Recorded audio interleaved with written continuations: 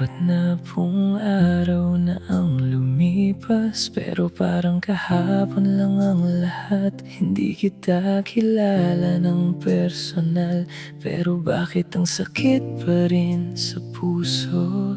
Hindi tayo magkadugo, hindi tayo naging magkaibigan, pero tuwing naririnig ko ang pangalan mo, may luhang kusa na lang bumabagsak. Siguro may mga taong ipinapadala ang Diyos, hindi para manatili ng matagal, kundi para gisingin ang puso ng marami at ipaalala kung gaano kahalaga ang bawat buhay. Anghel ka na,